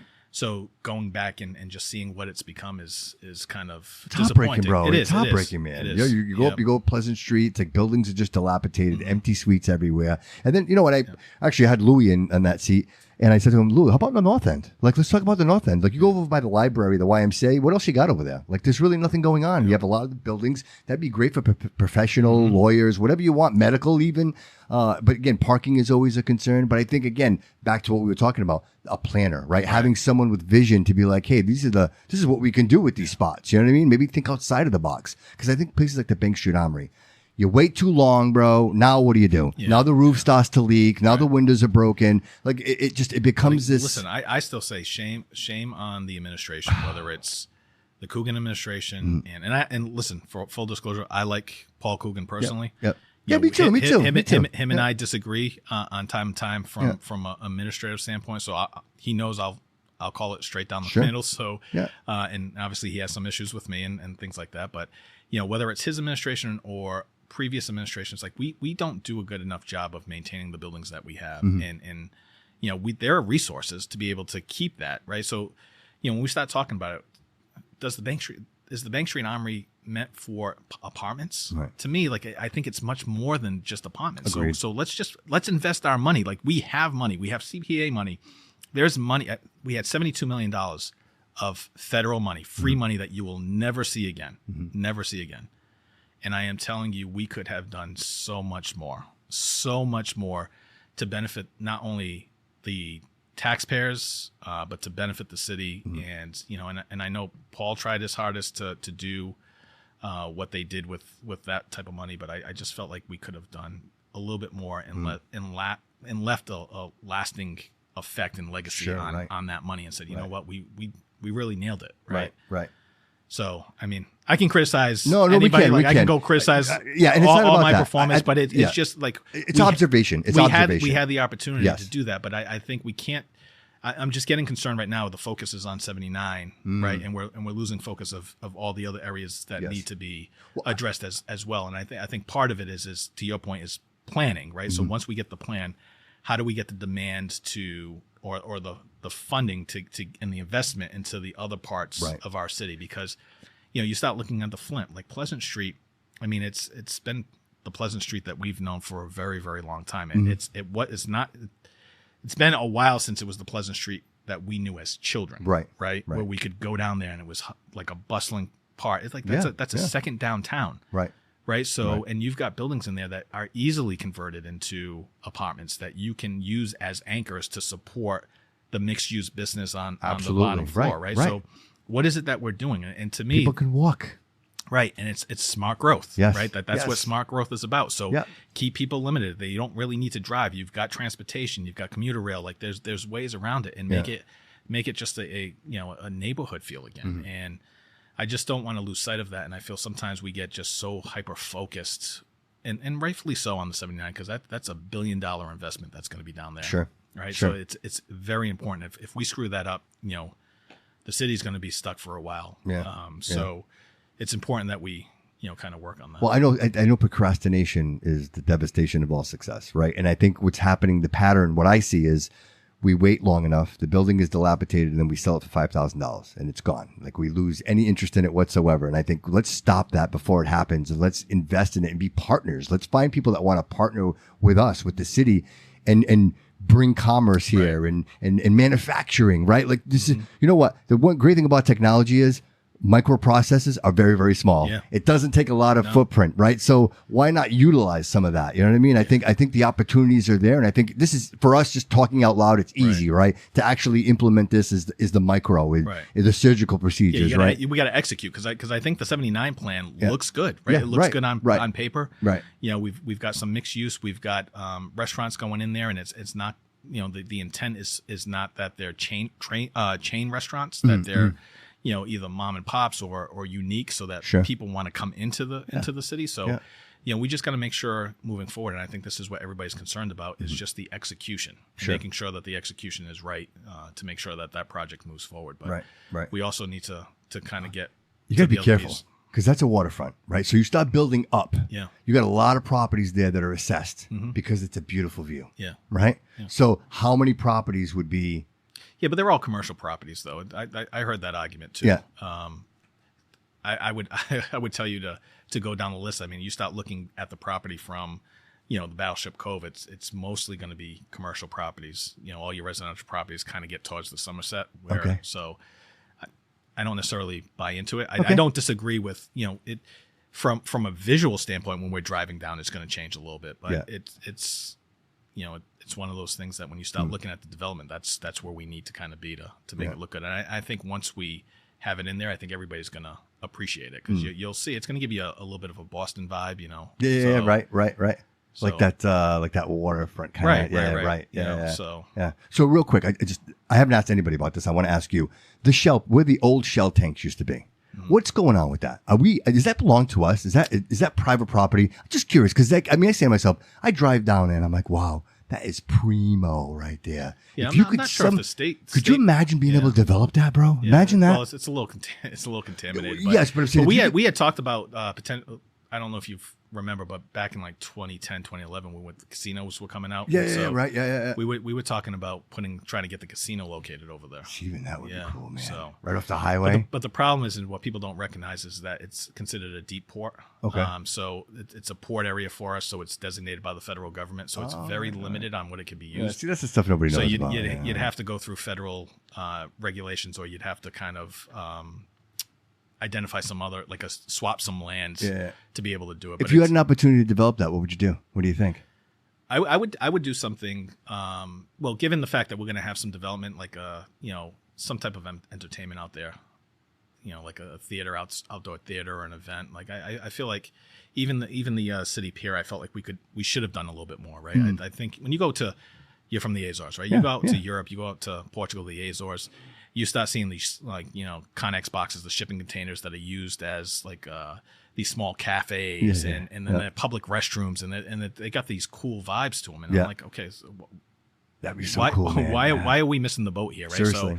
So, it's almost like Cisco Brewery. You got the little containers outside. Like we should have did something there and just allowed it to be that's open. So funny and you say that. And just have different people rent it out, whether it's artists or a pop-up coffee spot or tacos or whatever it is. I don't know, but that's something what inspired that idea, right? was actually being at Cisco's. I'm like, we could do this down. Obviously it's contaminated, but if you could clean all that up, it'd be perfect for something like that. You know what I mean? Mm-hmm. But that's me, man. I love the city, and I'm always driving around like, oh, what can we do over there? Hey, what can we do over here? Right. But understanding that there's so much that goes on in the background. You know what I mean? Yeah. So for you, sir, next 5 years, where do you see yourself in the next 5 years? Hopefully slowing down. You think? My schedule is a little crazy, right? So I don't have a whole lot of time to myself. So, between CConc and it's like all night meetings, I in between my kids right now with sports and stuff like that, I if I get a day to myself, it's probably a lot. So what are you doing on a day to yourself? Taking naps. Really? That's so funny. That's what Dave and I were talking before the show. He said the same thing. It's exactly what he said. He's like, dude, I just want to take a rest, man. I don't know if I told you I'm an introvert. My house is like my place to just happy place. Relax and just kind of recharge. A lot of people try to get me out, and it's like I'll go through my stages. I'm like, no, I'm good, thank you. How about Madeira? Have you been back? Last time I went back was I love the place. I'm going in October. Are you? Yeah. Taking my mom. It's been, I want to say, I think I just got out of college. Bro, you got to go back. I know, 2000. Yeah, what are you waiting for? 2 or something like that. Yeah, you got to go back. Yeah, I've been to St. Michael's quite a bit, and then I ended up for the first time doing Lisbon. Yeah, Lisbon was okay. I'm thinking with Kevin, I think we might do a guys trip. Yeah, you might go out there. I think I might do I still think the food's better at St. Michael's and Madeira. I struggle with the food, bro. Everybody kept like, how was the food? I'm like, you know what? I was expecting to go there and have like the Super Bowl of steak plates. Yeah. And I couldn't find it, bro. I could not find it. No. So that's funny you say that. I agree with you. I'm not impressed with the steaks, right? But I do think if you like seafood, seafood is fresh, right? Yeah. Right. But it's for some reason you would think they have so many cows there that the meat would be amazing. Yeah. I went in there, I sat down, and I'm like, hey, can I get a steak plate? And she's like, well, what part of the steak do you want? I'm like, what? I have no idea what's going on here. Me that like, is there a camera somewhere? Like, where am I? But I mean, it was amazing, and I can't wait to go back. Yeah. I mean, my family, the Couto Construction, I don't know if you're from New Bedford, they own some property out there. We're actually all going to get together as a family. So we haven't done this. So it's like the first time for me. So I'm so excited to get tapped back into the family. I like the islands better than the mainland. I mean, the mainland's nice, but it's just I feel like there's more character with the islands, and the food just tastes better. Yeah, dude, 4 hours away. How do you beat that? No, you know what I mean? You can't beat it. No. You can't beat it. And the flights are really cheap right now. So if you want to go. So lastly, before we walk out of here, I wasn't sure if I was going to ask you this question because I don't want to fracture your relationship with Cliff, but I think it's important that the audience would want to know. They would want to know. So I don't like them. You guys have been referred to as Batman and Robin, right? So who's Batman? Are you really asking that question? Is that rhetorical? That's legit. Like who's if you ask Cliff, I'm sure he's gonna have a different answer. But who would be Batman? Have you ever seen a bald Batman? I have not. Oh, okay. I've not. Well, Robin had a good head of hair though, right? Did Robin have hair? He doesn't always show up. That's so funny. He doesn't always show up. You don't know. So Cliff is Robin. So now we know. Yeah. He's Batman, Bruce Wayne, and kind of looks like Bruce Wayne, doesn't yeah, he's got it, right? There's no question. He's got it. He's got it. He's got it. He's playing the part. That is so funny, bro. That is so funny. I actually saw that. I was reading something, and somebody said, "Oh, these guys are often referred to as the Batman and Robin Oh, I haven't quite heard that one, but that's of the city council. Right. And I said to myself, you know what? That is funny. You know, I'm going to have to ask him who's Batman and who's Robin. You know what I mean? That is funny. I'll be Cliff's Robin. That's fine. Cliff's impressive. Yeah. Real quick, Jordan was in the other day. Happened to catch that. That's got to be interesting, right? Like, listen, I'll tell you what. Do you know Cliff's ahead of his time? Do you know Cliff used to be Jordan before Jordan was? When Really? I was on the school committee, Cliff was always tell. Here's the tea. Cliff was always at the school committee member meetings yelling at us. And he was in high school. He was like a junior in high school. He had a head start. Yeah. Definitely. Him and Andrew Galveo, who was his like best friend, I think they were president and vice president. And I used to have to sit there and I'd be like, oh, here they come again. And they're going to lecture us. I'm getting lectured by a senior and a junior or a junior and a sophomore. And I'm like, what the heck did I just sign up to? Right. You know, so he would come on and you know, do all the Jordan stuff. And then Jordan just made it cool. You know? Cliff doesn't know how to make anything cool. Well, I will tell you, Cliff had some really great things to say about you. And I know he looks up to you and he appreciates your opinion and the things that you guys talk about. And so, you know, for me, I will say that I've had a lot of people in the studio as of recently, and politics is really not my game. You know what I mean? But I care about my community enough to know that I need to care about it. And I'll tell you that it feels good and it's warm to know that there are people in those seats that get along and can communicate. And you can, like we talked about earlier, it's not about, it's bipartisan, bro. Like you don't care. You guys are working for the city. You're both committed to doing great things for us and for our kids.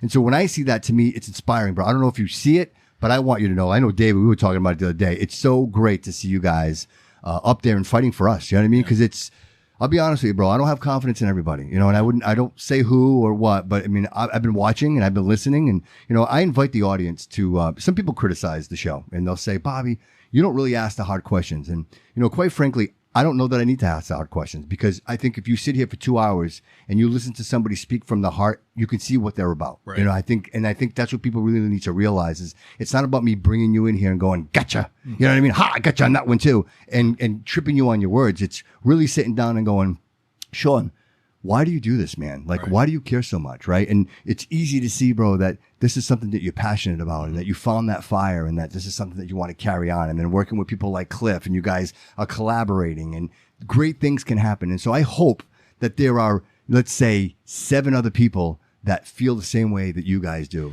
Yeah. Listen, I think for the most part, we get along. It's not like it used to be. Like we used to go out after council meetings and get drinks and whatever and just like leave everything there. And I think over the years it's become a little too personal on the issues. Like they can't separate, that we can have differences and disagree on matters. But, you know, as I mentioned before, I'm a super private person and I've got a close group of friends and it's a small number of friends. And 2 of my very good friends, I actually got through politics, right? So Kevin Aguiar, great friends. I consider him one of my best friends. I didn't know him before I got on the school committee. He kind of mentored me along the way. And so we built a great relationship. And then Cliff was the other one. You know, even though I wanted to choke him a couple times after, even though he came up through, you know, citizen input to yell at me at the school committee. That's exactly what he needed to hear. You told him exactly what he needed to hear. Right? Oh, he told, he didn't quite tell the entire story correctly, by the way. All right. So can I tell the story? Yeah, please. Right, of course. So number truth here, bro. Yeah. So I did have to give him some tough love, and that's just, so that's who I am. Right. So I feel like if you're not prepared to lose a friendship because because you're afraid to tell somebody the truth, then they're not really your friend, right? It's got to be tough love. It's got to be, 100%.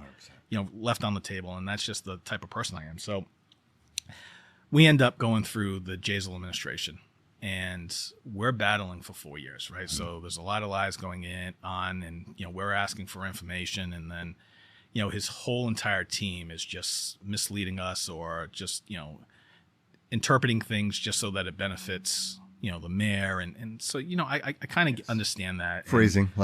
You know, so, but at the end of the day, so we have corporation counsel who keeps coming down, and I'm getting really upset because it's really black and white, right? Mm-hmm.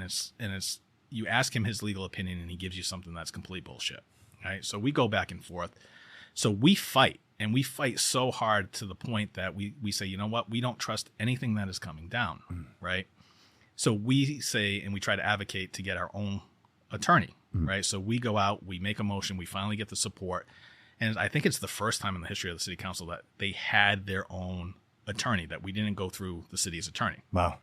So, And we knew that they couldn't bind us to anything, that we ultimately, regardless of what interpretation they gave us, it only mattered what the Corporation Council said, right? Sure, so, of course. But we just wanted to be able to rely on a different interpretation and what we considered the real interpretation. Whether we agreed with it or not, we were getting, this is our opinion of the law. If we're going to address this, we need to know.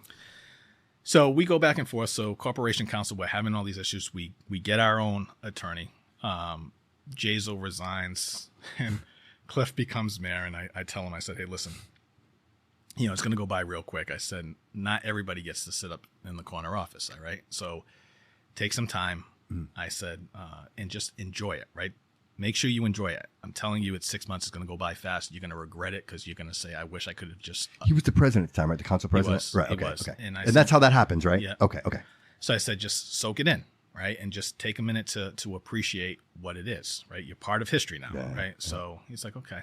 And so I said, the other thing is when you become mayor, everybody kisses your ass, right? So you got to recognize, and I told him this when he first ran, like he was so worried about pleasing everybody.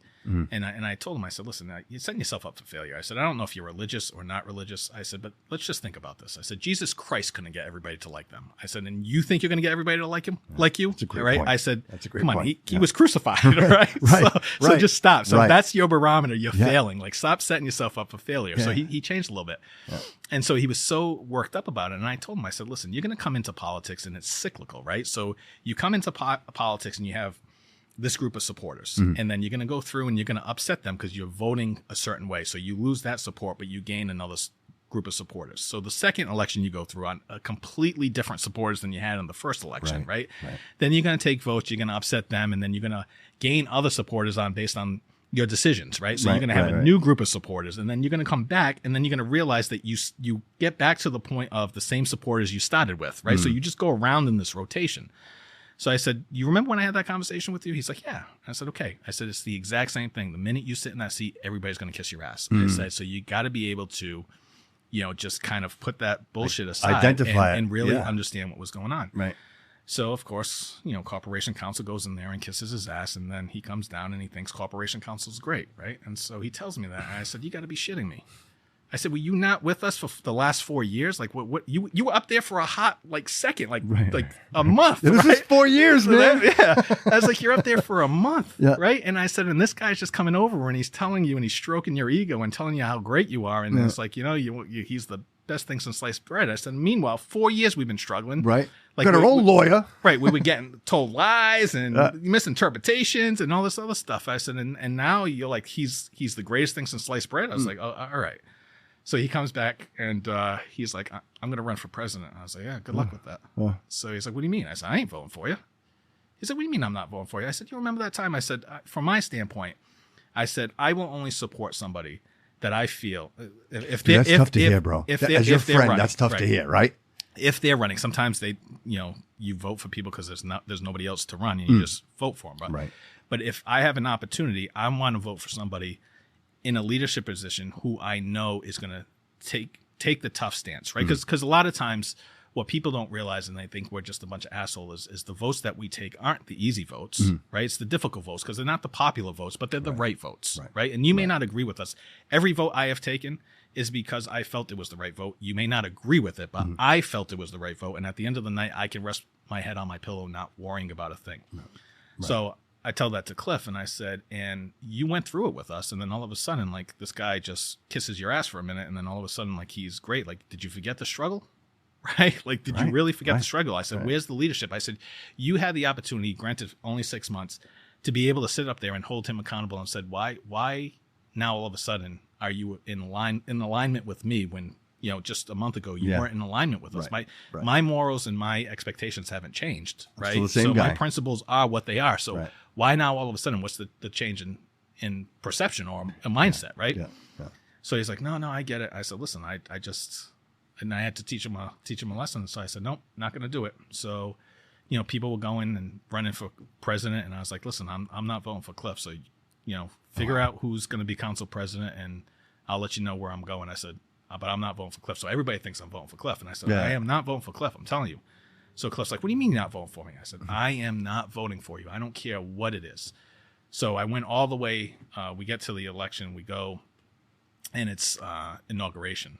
And so that's it's awkward. Obviously, it's awkward between you two, right? No. It's not awkward at all. Wait, he might have been awkward. Right. I was cool. I'd be pissed off at you. I'd be mad at you. That's I'd be all mad right. at That's you. all right. I think we were at Sog's restaurant when I even told him. He said it was Sog's. Yeah. You're right. You're absolutely. You have a good memory. That's exactly what he said. I think I might have even made him pay for lunch. He didn't mention that, but he did say you guys were at Sog's. Yeah. So right. I was like, no, it's just not happening. Wow. And so Wow. we would listen. I love Cliff, right? Like Cliff's a very it's good. something personal, bro. It's a business. good friend. Yeah, I'd say right. But at this point, we're not in alignment, and I think he has the ability to be a great leader, and if he is ever mayor, I think he has the ability to go down as one of the best mayors, and that's legitimate, like in terms of, and it's not being biased. Sure. It's just, I know who he is as a person, right? I see his principles, his commitment. I see his drive, his decision-making, I think is on par with some of the greater people. And so I just needed to show him that, like, you can't let, cause he was falling back into that young Cliff where it was about pleasing everybody. Right. And wanting to be loved. And I told him, and I said, do you remember the time I told you that, there's a difference between being liked and being respected. I said, I could go into a meeting and I'd have department heads come in and I'd be like, you know what? That's a really good department head. Right. I don't like him. Right. But I'm going to make a recommendation that he gets appointed. But when 4:30 comes, 5 o'clock comes, leave me alone. Right. I'm not going out for drinks with you. Right. Then you have another department head who at 4:30, 5 o'clock, hey, Shawn, you want to go out for a beer? Sure. Yeah. But can't do their job. Right. A terrible department head. And I said, and you got to be able to distinguish. And at that point say, we're friends, but I'm not making a recommendation for you to get appointed because you're not the right person. You got to be able to separate the two. Sure. I said, and you can't do that. Like at that point, you're kind of going back into where you just want to be liked. And because somebody likes you, you want to give, because his personality is a giving personality. He will help anybody. Right. So, and that is a great attribute to have. Sure. But, I also don't want him to be taken advantage. Of course, and I think at that point, right. that's where it was going. Yes, so, yes. I said, at some point you gotta stand your ground. And I said, until you learn that, you ain't got my support. So I'll figure it out. I'll vote for any one of these people over you. Right. Long story short, we went in and I was like, you got it? He's like, he goes, I appreciate it. Wow. He goes, so he had told me, he goes, I'm good if you don't vote for me. And I was like, all right. Oh, wow. So I'm always, it's alphabetical order, right? So I'm always in seat one. So I always get the first vote, and which sometimes can be the tough vote. But sure, right. So when we go, I voted for Cliff, and it was, that's pretty cool. Leading up to it. Yeah, so. But you know what though? It's important, bro. Like you said it. We said at the beginning of the show. Like if you really care about somebody, you're honest with them. You tell them the truth. And sometimes not having that experience. You've been doing this for a long time, right? You've been around these people, and you understand the personalities. Let's just call it personalities, right? There's a rhythm. A rhythm happens, right? And you got to find that rhythm. And then somebody comes in, like here's Cliff, right? City councilman, president, and now mayor. It's almost like this overwhelming, wow, look, I have the keys to the city. You know what I mean? So listen, he did a phenomenal job. Sure. I mean, super young, going through that time period, which, I mean, he's a game changer, man. He's a game changer. He is, but when it was such a challenging time, and it was a terrible time, right? But the council chamber was packed. And if there wasn't, I think there might be a photo, but and there's one photo that's just super telling. It has to be like 50 media people surrounding him every meeting, right? And listen, Cliff feeds off that stuff. He loves that stuff, right? But it becomes daunting. It becomes tiring. You're running a council meeting, and then you got to go answer questions, and it's about things that is not shining a good light on the city. So it's a challenge. But he truly handled himself really, really well. He stepped up, provided leadership, as he so often does, right? Because I think it's just organic and natural for him. And I was proud of him, and it was a tough decision, and even the short window, the 6 months that he had, he did a phenomenal job, serving as, the interim mayor. So, I think he'd be great. Well, he's lucky to have you, bro. He really is. I don't know that. Well, he is. Yeah. So comes November, right? Then 2026. Mm-hmm. What are you saying to your constituents? Yeah, for one, I'm just thanking them for just giving me the opportunity, and if they want me back, vote for me. If they don't want me back, I understand, but I still appreciate it. I'm at the point in my life where it's truly not about being elected or holding office or having a title. It is about giving back. As I see that, bro. I feel it. I feel it. I see it in you, man. It's exhausting, right? I'm giving up time from my children and, coming from work, going back, it's really tiring for me. But I do it because I feel like I've got knowledge to provide, and until I feel like we have the candidates where I can step back and I can leave it in a place where there's somebody that can kind of fill my shoes and really kind of give that insight that's needed sometimes on some of these votes and explain different things. I'll continue to put my name out there because I find it hard to walk away. And sometimes I say to myself, I just hope I lose. Yeah, so because then I'm forced to walk away as opposed to me making the decision to walk away because I feel like I owe it to the city at that point. So, and again, it's just thanking the voters, and if you want me, you want me. If you don't, so thank you. Are there any future aspirations for anything else? No, I don't. People keep asking me that. I don't like the politics. It's even running. Yeah, but doesn't that give you the opportunity to change it? Like, isn't that exactly why you should run?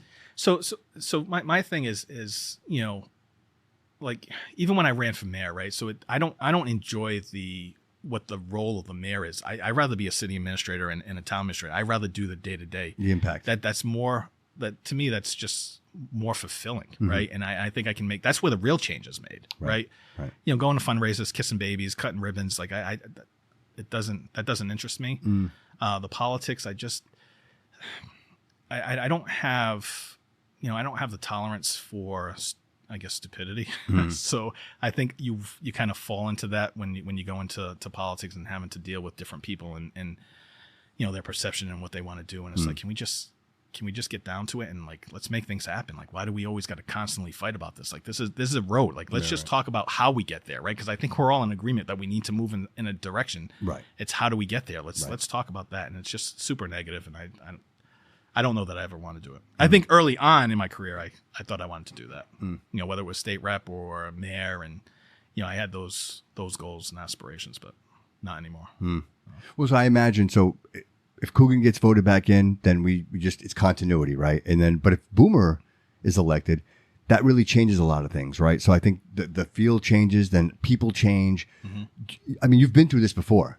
Is it a huge shift in everything in government? I mean, like, obviously you're not functioning on all cylinders, right? Because the mayor is no longer there, right? And this is just, we're just talking, just if Coogan didn't win, right? So he has an administration that is gone, and then there's a new administration. How does that affect you, man? Does it take a long time to get that rhythm, to get that back in cycle?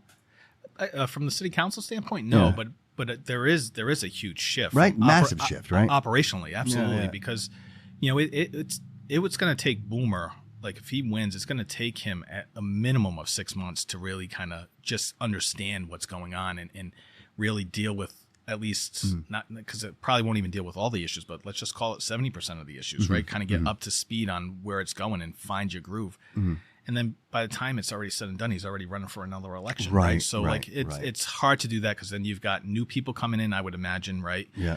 And there's so much going on in terms of, development 79 and all these other different things that it's going to... A lot of uncertainty. Yeah. So like, I think there's going to be more of a transitional period at this moment in time than there was ever in any other administration ever had to deal with, because there's just right now, there's a lot of moving parts. Sure. And if you, again, like talking about the execution, if we don't execute, Right. Comes back down to failure, right? Like we get one opportunity. All right. So one last question. How do we stimulate people? How do we get people involved? How do we get people wanting to sit in your seat? How do we get people wanting to be a part of a community and say, my voice matters? Why can't we have 30 people running for city council? Why can't we have 15 people running for mayor? Where are these people? Where are they? Society has changed, and I think priorities have changed, and then I think a lot of it too is and some of it's good, right? I think you're starting to see, like, especially people with children, right? The parents are more involved with their children and the activities than they have ever been, right? Like, right. Good times, bad, right? Good times, bad man, bad, right? So when we were growing up, I mean, I used to play baseball. I could count how many times my parents showed up to my baseball game, right? So I can count on my hand how many times I've missed any of my kids' games, right? So it's the opposite, right? So I think right now, the priorities for people have changed, and the amount of time, like available downtime that they have to be able to dedicate to this part-time job, is just different. And then the other part is the negativity. Who wants it? Right? You talk about the comments. Like you really got to be a glutton for punishment to be able to no good deed goes unpunished. Sit there and just constantly, no matter what you do, there's always going to be somebody who is not happy with what you did. You didn't do this, you didn't do that, and it's like, all right, that's why I don't read the comments. And it's like, okay, if you're going to complain, then put your name on the ballot. You do it, and let me sit back and laugh and say, well, why didn't you do this? Well, why didn't you do that? Why didn't you make it rain? I can't quite figure out like how we make it rain. So it's just it's funny. Louis was sitting there and he mentioned that I don't know if people know this, but it costs about $50,000 for the police to work the feast, right? It's like $50,000. And we charge that to the feast. The feast people pay that. And I say to myself, and then the comments started, right? Because there was a clip and the comments started. People were like, well, they shouldn't pay. And then other people were like, they should pay. And I'm saying to myself, well, you're saying what they should and they shouldn't do, but nobody's offering to be like, hey, could we raise this money? Is there a way that we could get around this? Is there some kind of event that can take place? So here's the thing that I say to those people is that we don't make widgets, right? So we can't increase the cost of the iPhone, right? We get our money from fees and taxes. So if we're going to pay, right, so obviously then we've got to, if we're not going to raise taxes, then we've got to go within the budget and then we've got to cut back somewhere else because we've got to increase overtime because that's overtime, right? So we're paying time and a half for those officers to be there, right? So that's going to cost money.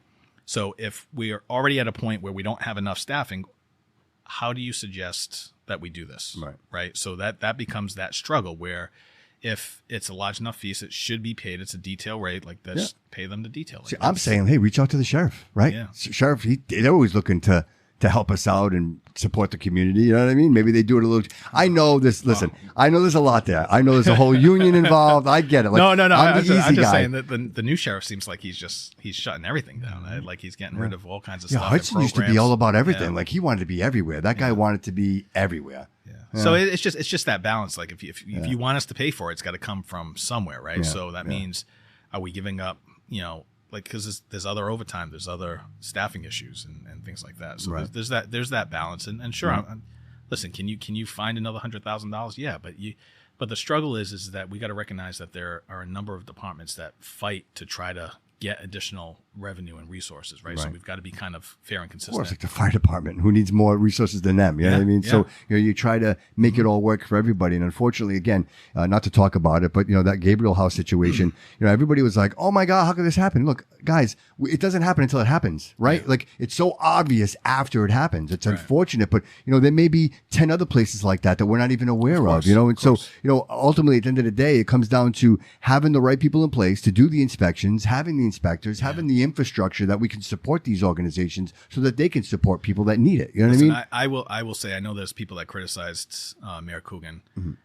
I will tell you, being on the administration side, understanding, going through trainings on, critical incidences and stuff like that, like they did a phenomenal job. The fire department did a phenomenal job. EMS, police. I thought the mayor handled it extremely well in terms of keeping everybody informed. Chief Bacon did a phenomenal job. And I kept on calling him. And again, we have our differences. I think I called the chief and Mayor Coogan at least every single day just to, not even to ask a question, right, but just to check in on their mental health. Well, that's great, man. Because I think part of this, everybody is so quick to say you should have done this or you should have did this or this should have happened. And why didn't we have 10 more firefighters or 4 more firefighters?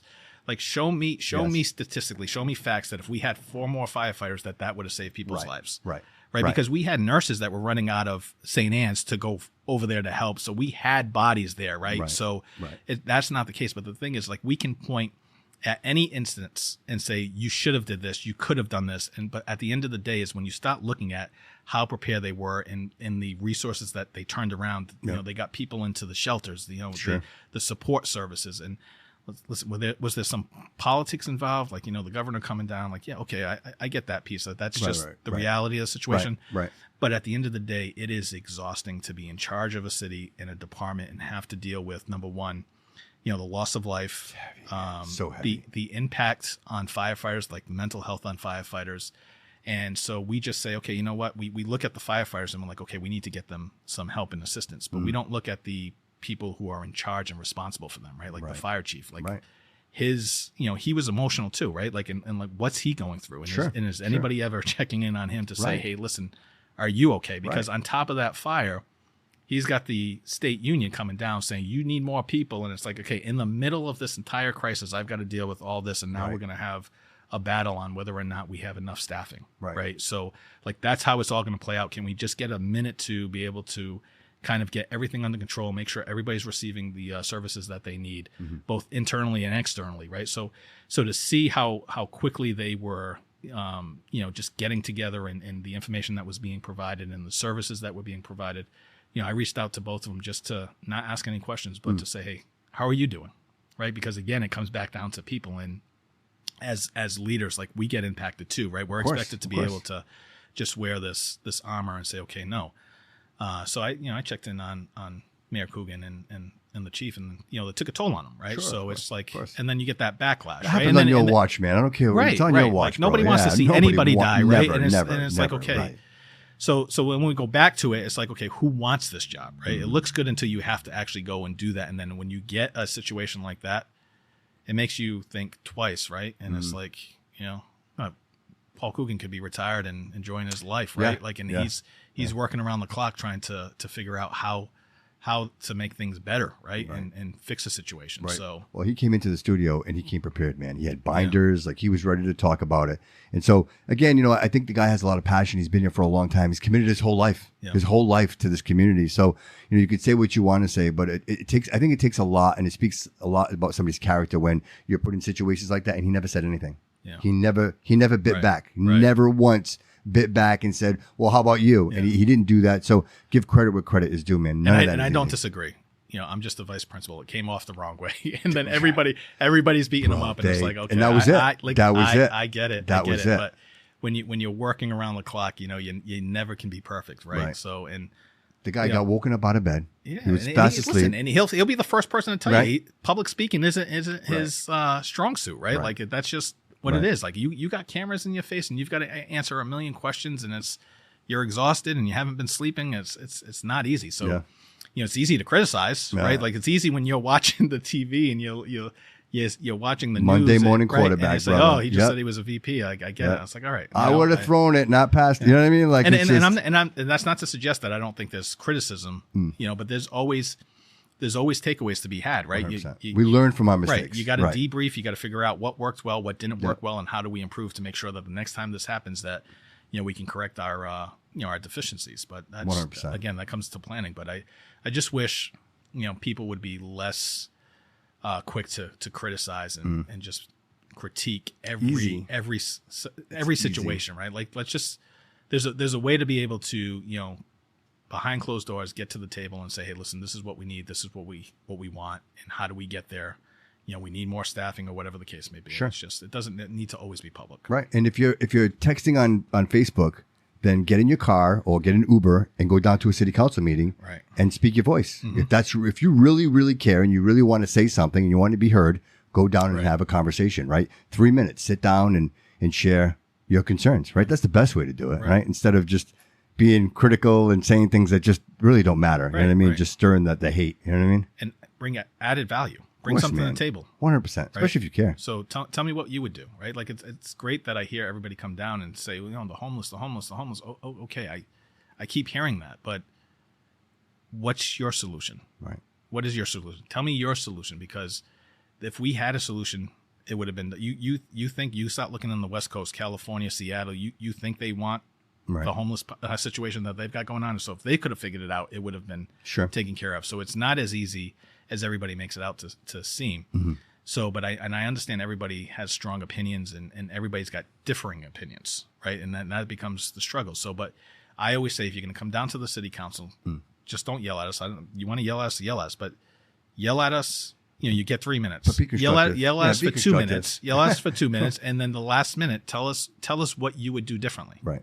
Give us some of your thoughts and some options that you think are viable options, and then add to the bring value to the table. I hope people show up to vote, man. I really do. I was so bummed out. I honestly, we were talking, and I'm like, I can't get people to fill vacancies on boards and committees in Seekonk. Like, this is just not in Fall River. It's nationwide. It's like there is afraid. A lack of interest in local government, and I don't know where it goes from here. So well, we got to find those people. Yeah, we got to shake the tree, bro. We got to make sure and I think having young minds like you, like Cliff, I think it stimulates because you guys are an example. Like when I talked to Cliff's like, I was 15 and a half years old, man. I was ready to go. Like, if there's a 15 and a half year old out there hearing that, listen to that. You know what I mean? Listen to that. Because here you are. I don't know many 15-year-olds that think like Cliff right. Monty, Well, we need more of that. No, That's what I'm saying. I don't disagree with you. And like your mom inspired you, right? She pushed you along, right? She gave you that. Him too. His parents. But I was still playing PlayStation at 22. Yeah. Cliff was making money. He was, man. He was. Dude, he's a winner. Yeah. No, well, you're a winner too. But you guys are both winners, man. Different levels. I appreciate you, bro, so much. Thank you so much for making the time to come in today. It means a lot to me. Episode 99, brother. Like right, it's just, I know. It's just I couldn't hold off. One more episode. I appreciate the gift, man. I'm telling you, to me, man. I'll be back at episode 101 if that's not up there. Yeah, on you're episode gonna see 100. You're gonna see it, bro. Right. You're gonna see it. Sean, thank you so much. Appreciate I hope I can call you friend, my man. Yeah, absolutely. I appreciate you. We'll do this again. Yeah, right. definitely. Maybe after November and things are rolling, whenever. you get some time, have you come back in, and maybe we could talk about some of the plans, some of the stuff you're working on. But I'm not going to drink that Mad Dog 2020 though, dude. Right? Does that bring back memories? That brings back. Yeah, this goes back to my mom's liquor store. Oh yeah, you would get it for free. That's like $1.99. That is so funny, man. That's great.